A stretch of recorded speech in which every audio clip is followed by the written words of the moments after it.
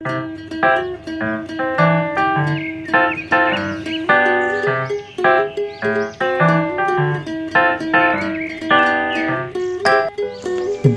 নাম চন্দ্রপুর। আর এই চন্দ্রপুর গ্রামে বাস করত কিছু চাষি। এই বছর তাদের জমিতে খুব ভালো ফসল হয়েছে, তাই তারা জমির সামনে দাঁড়িয়ে খুশি হয়ে তাদের ফসলগুলো দেখছে। তাদের মধ্যে গোপাল বলছে, এই যে রমেশ কাকা, একবার দেখেন না এবছর কত ধান হয়েছে। ওই জঙ্গলের ছায়া না থাকলে কিছুই হইতো না।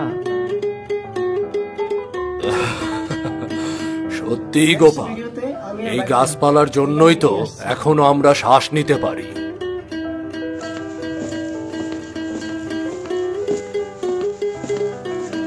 একজন ব্যবসায়ী মানুষ সেখানে এসে দাঁড়ালো। তারপর বলল, নমস্কার, আমি শহর থেকে এসেছি।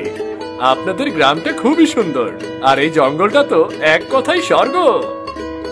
সবাই তাকে দেখে অবাক হয়ে যায়। তারপর রবি বলে, হ্যাঁ, তা তো আমরা প্রত্যেকেই মানি, কিন্তু আপনি হঠাৎ এসে এই কথা বলছেন কেন সেটাই বুঝলাম না। হ্যাঁ, সেটা এবার বলতেই হবে। আসলে এই জায়গাটা নিয়ে আমাদের একটা পরিকল্পনা আছে।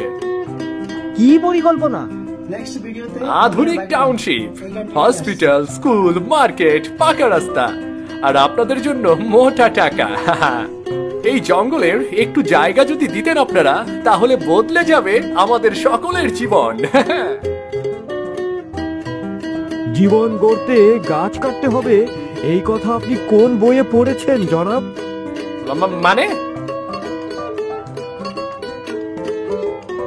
গাছ নেই তো ছায়া নেই, ছায়া নেই তো শান্তি নেই। আপনার শহরে গিয়েছি, শ্বাস নিতে গিয়ে হাঁফ ধরে। আপনি আমাদের সেই পথেই টানতে চাইছেন? উন্নয়ন যদি প্রাণ কেটে তৈরি হয়, তাহলে সেটা আমাদের দরকার নেই। আরে আপনারা সময়ের সঙ্গে চলতে শিখুন তাল মিলিয়ে।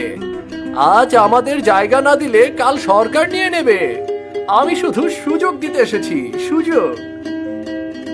সরকার গাছ কেটে শ্বাস বন্ধ করবে আর আমরা চুপ করে থাকবো, তা হবে না। এই গাছ, এই জঙ্গল, এটাই তো আমাদের আসল সম্পদ। একবার কেটে ফেললে আর ফিরিয়ে আনবেন কি করে? আপনি আমাদের এই সমস্ত ভুলভাল বুঝাইতে আসবেন না। এক্ষুনি ফিরে যান এখান থেকে। গ্রামের লোকজন একত্রিত হয়ে দাঁড়ায়, দৃঢ়, নির্ভীক। না মানে না, আমরা আমাগর গাছ কাটতে দিব না, কিছুতেই না। এই গায়ের লোক নরম হলেও বোকা না, অন্য রাস্তা খুঁজতে হবে।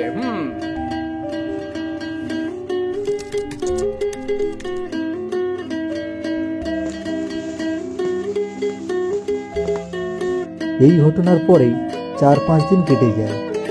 ওই প্রমোটার আবারও গ্রামের কিছু লোকের সাথে দেখা করে, কিন্তু এইবার তাদের অন্য উপায় বোঝানোর চেষ্টা করে। দেখুন, আপনাদের ভাবনাটা আমি বুঝতে পারছি, কিন্তু একবার ভাবুন তো, এই জায়গাটা দিলে আপনারা প্রত্যেকে একটা করে পাকা বাড়ি পাবেন, আর সাথে মোটা অঙ্কের টাকা। এই সুযোগ বারবার আসে না কিন্তু। সবাই নিজের মনে ভাবতে থাকে। তারপর নিতাই বলে,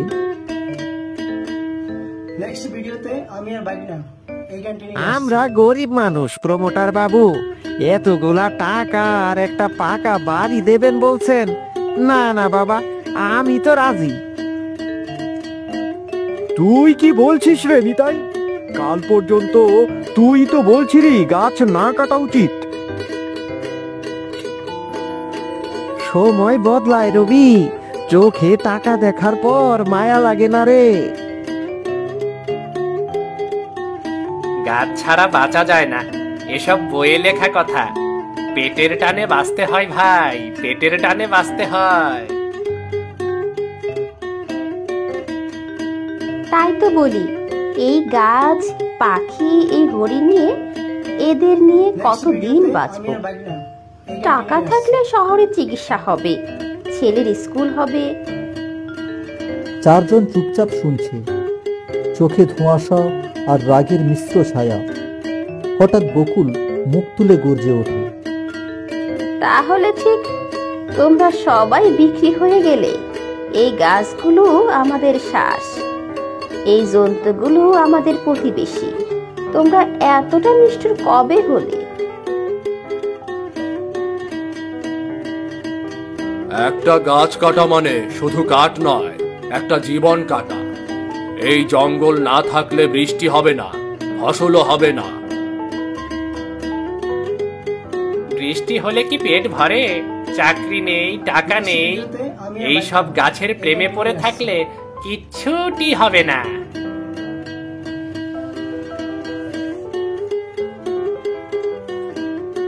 তোমরা গাছ কাটতে এসেছে তো? এসো, আগে আমাকে কাটো, আমি গাছ ছাড়বো না। রমেশ কাকা, রবি এবং আরো 2 জন যায় গাছের দিকে। তারা গাছ জড়িয়ে ধরে। এই গাছ আমাদের স্মৃতি, এখানে খেলেই আমরা বড় হয়েছি। এই গাছ আমরা কাটতে দেব না। ছাড়ো, গাছ জড়িয়ে পড়ে থাকলে কিছুই হবে না, টাকারও দরকার আছে।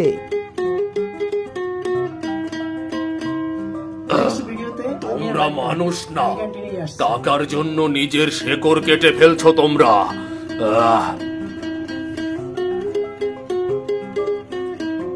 বন্ধ করো এসব, তোমরা সবাই চুপ করো।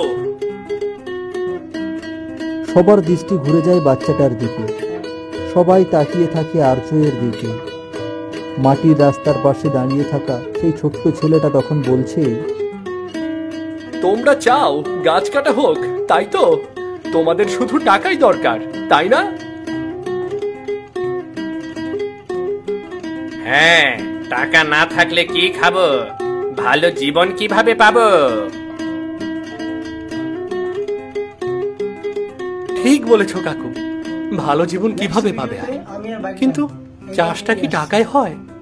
এই গাছগুলো না থাকলে বৃষ্টি হবে না, জল শুকিয়ে যাবে, ফসল মরবে। তখন ভালো জীবন ছাড়ো, খাবে কি সেটা ভাবো। তুই ছোট ছেলে, এসব বড়দের কথা বুঝিস না। আমি বুঝি কাকু, আমি বুঝেছি। যখন আমার বাবা মারা গেল, তোমরা তো জানো আমরা আগে শহরে থাকতাম। তা শহরে থাকার সাথে তোর বাবার মরার কি সম্পর্ক? সম্পর্ক আছে কাকু। শহরে ভীষণ গরম। এরকম গরমে বাবা একদিন সকালে বেরিয়ে পড়েছিল কাজে যাওয়ার উদ্দেশ্যে, আর ফেরেনি। বাবা বলেছিল সানস্ট্রোক করেছে। তোর বাবা কি অসুস্থ ছিল? না, তখন আমি বুঝিনি। পরে মা বলেছিল শহরে এত গরম হয়, এত কংক্রিটের বাড়ি, একটাও গাছ নেই। খবরের কাগজে ভালোভাবে পড়লে দেখতে পাবে প্রতিদিন কত লোক এমন ভাবে সানস্ট্রোক করে মরছে শহরে। সবাই কি আর মরছে নাকি? না, সবাই মরছে না। লোকে টাকা দিয়ে ঠান্ডা কেনে, এসি মেশিন লাগায়, 1000 টাকা বিল দেয়, আর আমরা এখানে একটা গাছের ছায়ায় বসে হাওয়া পাই, জলে স্নান করি। আর্য, তোর কথার মানে বুঝতে পারছি। আমরা তখন থেকে এটাই বোঝানোর চেষ্টা করছি, কিন্তু কেউ আমাদের কোনো কথাই শুনছে না। কিন্তু টাকা না পেলে ছেলে মেয়ের পড়াশোনা চলবে কিভাবে, আর চিকিৎসা? তোমরা ভাবছো শুধু টাকার কথা, কিন্তু যে পরিবেশটা বাঁচিয়ে রেখেছে আমাদের, তাকে শেষ করে দিলে টাকা দিয়ে বাঁচতে পারবে? আজ যদি তাপমাত্রা আরো বাড়ে, জল না থাকে, তখন ডাক্তারও বলবে বাতাসে রোগ। চারপাশ নিস্তব্ধ। হাওয়ায় পাখার মতো শব্দ উঠছে গাছের পাতায়। সবাই নিশ্চুপ। কেউ আর তাকাতে পারছে না আর্যের চোখের দিকে। সবাই মাথা নিচু করে আছে। আমি চাই না কেউ আর আমার বাবার মতো মারা যাক। আমি চাই এই গাছগুলো থাকুক, এই ছায়া, এই হাওয়া, এই পাখির ডাক, এগুলো টাকার চেয়েও বেশি দামি।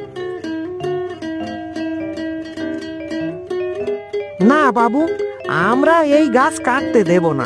যত টাকাই আপনি দিন, আমরা দেব না এই গাছ কাটতে। আমরা এতটাই স্বার্থপর যে গাছের স্বার্থে গাছকে বাঁচানোর কথা কখনোই ভাববো না। গাছের যে প্রাণ আছে তাকে আমরা খুন করছি সেটাও ভাববো না। তাই নিজের স্বার্থের কথা মাথায় রেখেই না হয় গাছকে আজ বাঁচালাম।